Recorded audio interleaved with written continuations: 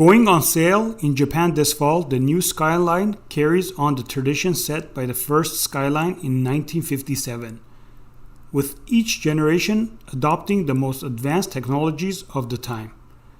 In addition to ProPilot 2.0, the premium sedan comes with the new Nissan Connect system, offering a wide range of connected services. Gasoline-powered versions are newly fitted with a 3.0-liter V6 twin-turbo VR30 DDTT engine, and the model's new 400R grade is the most powerful factory-built Skyline ever. A hybrid version is also available.